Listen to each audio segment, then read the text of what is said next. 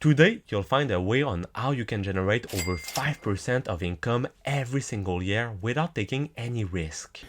Yeah, boy. No, you are not dreaming. There is really one way on how you can be able to generate over 5% of dividend income every single year without taking any risk. And it will be by investing in this ETF that is giving some great monthly dividend distributions. So today, I'll be going over the Horizon High Interest Savings ETF with the ticker cash. But first, if you want to learn more about personal finance, make sure to join the Noel family by subscribing to the channel. This Horizons ETF has been created at the end of 2021 and it seeks to maximize the monthly income for its holder while preserving the capital and liquidity by investing primarily in high interest deposits account with Canadian banks. It is why among the three holdings of this ETF, you can first find the National Bank Savings Account with about 50% of the total assets. After, you find the CIBC cash account for about 30% of it. And finally, you find the Scotiabank's cash account for about 20% of the total assets. And for those that wouldn't know, the high yielding savings account are basically the same as the classical savings accounts that you have at your bank, with the difference that you can usually have some higher interest rates. The big advantage of it is that it is super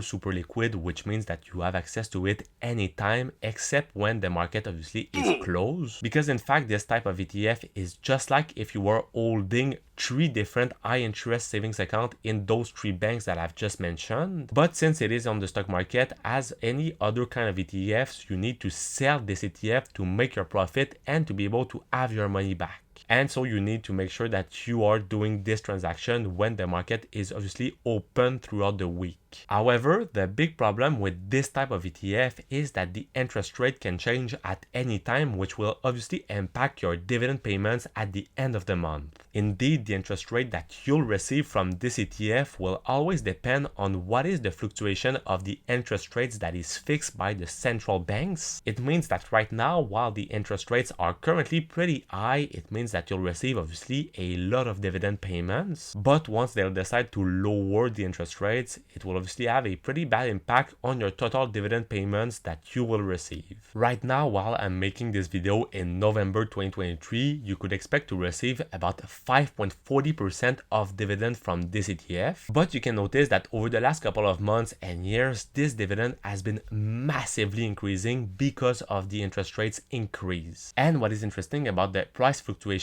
of this ETFs throughout the months is that at the beginning of the month, they are starting to slowly but surely increase. And once they reach their ex-dividend date, they will come back the next day to their original price. And so you can understand that this ETF won't really appreciate in value throughout the time. If you're looking for a low volatility investment that at the moment will be paying some great dividend payments every single month, it can definitely be an interesting option for you to invest in this Horizon ETF. And on your side, by investing in this ETF that has already accumulated over $4 billion of assets since its creation in 2021, you would have to pay some annual management fees of about 0.11% per year or $11 per $10,000 invest. But compared to the $540 of dividends payment that you would receive every single year by investing $10,000 in this ETF, you can understand that these fees are pretty much nothing. Now, the real question for you will be to know whether or not you want to invest in this ETF and where should you put it.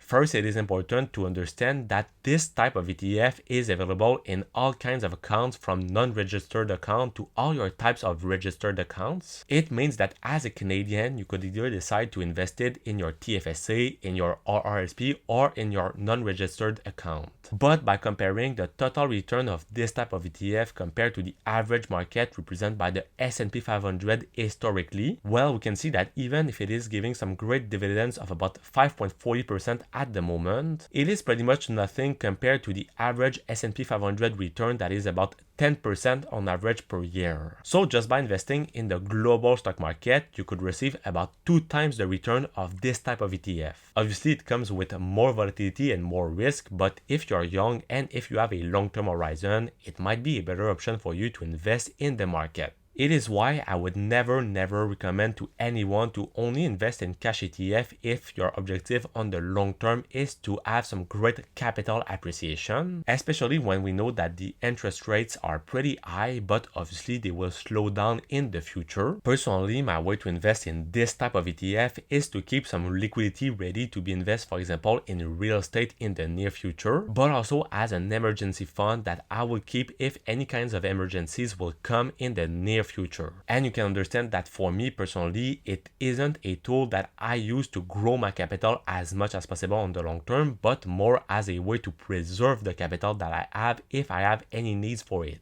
But at the same time, I still believe that it is the better option compared to keeping your cash at home or at a classical savings account that is not even giving about 2% of interest, because the advantage of it is that it is still able at the moment to beat the inflation, so you are not losing any kinds of value with the money that you have. But on your side, if you're looking for a more effective ways to generate a lot of passive income for the future, well, check out the video that's gonna be right over here, and I will see you soon. Peace!